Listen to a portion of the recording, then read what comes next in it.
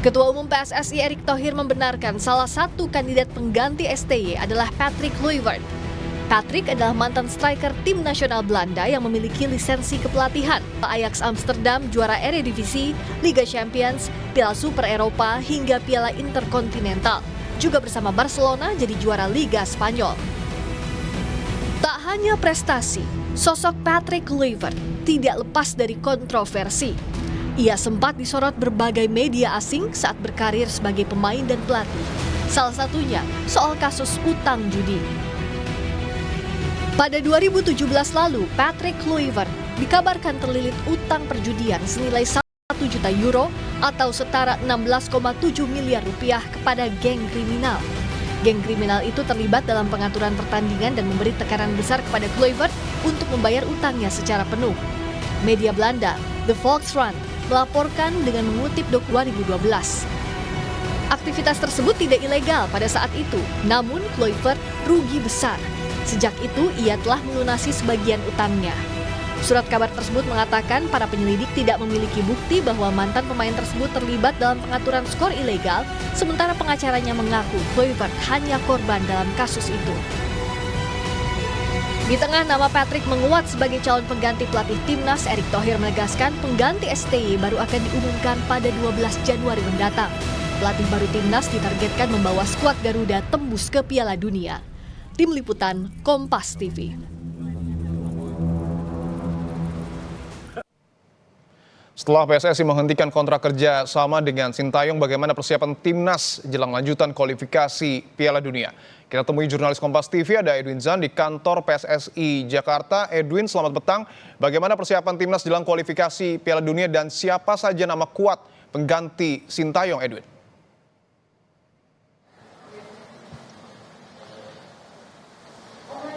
Edwin?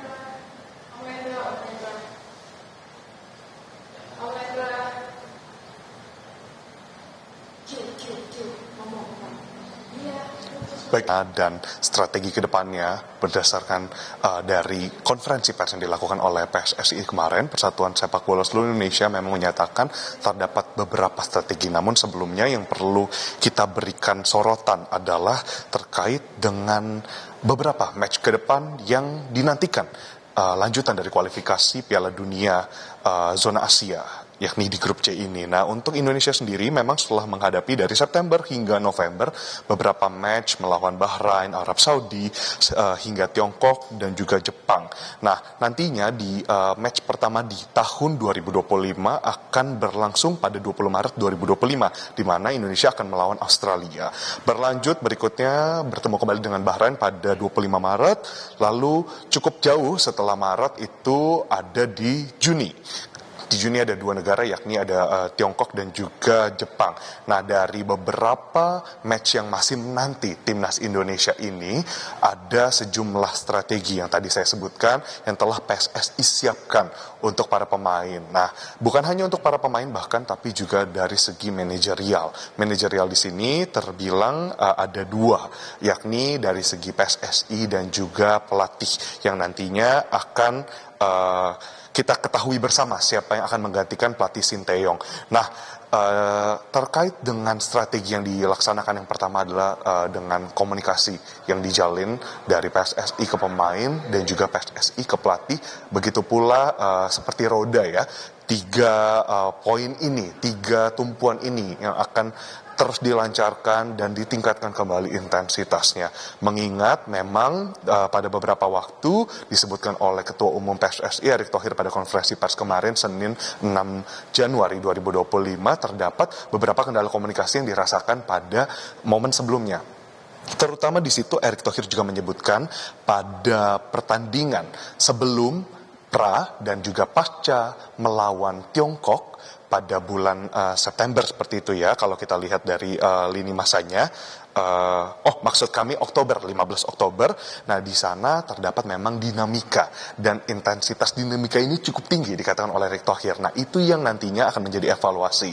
Nah, kalau kita dengarkan juga kemarin sempat disampaikan oleh Ketua Badan Tim Nasional seperti itu ya.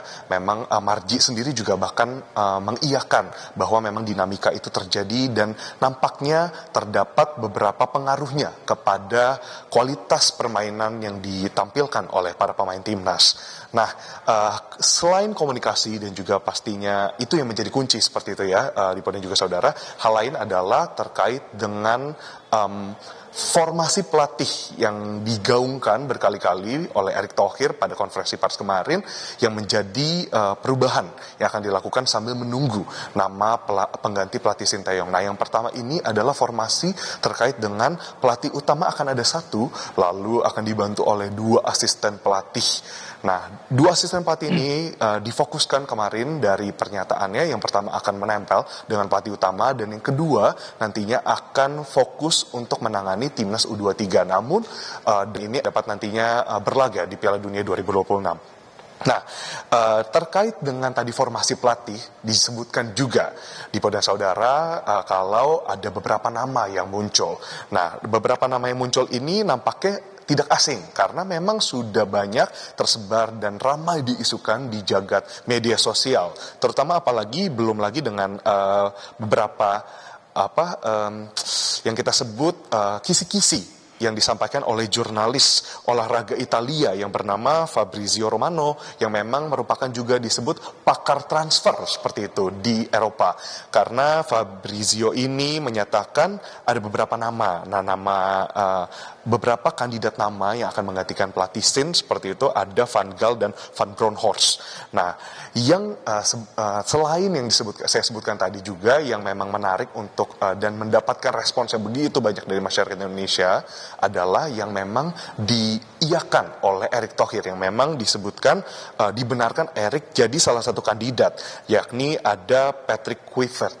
Nah, Patrick Kluivert ini menjadi salah satu kandidat yang katanya datang ketika 25 hingga 30 Desember Erick Thohir membuka warung, disebutkan seperti itu ya, menginterview dan juga mewawancari satu persatu kandidat calon pengganti, pelatih pengganti dari Sinteyong ini. Dan nantinya pastinya kita nantikan karena memang dari pernyataan resmi PSSI nantinya pada tanggal 11 Desember, maksud kami 11 Januari 2025 pada Sabtu ini akan datang pelatihnya, lalu pada 12 berlanjut di hari Minggunya 12 Januari 2025 akan diadakan konferensi pers secara resmi untuk memperkenalkan pelatih yang baru. Dipo. Kita akan tunggu pada tanggal 12 Januari 2025 siapa pelatih baru timnas Indonesia yang akan menggantikan Sinteyong. Terima kasih Edwin Zan atas laporan Anda. Selamat bertugas kembali.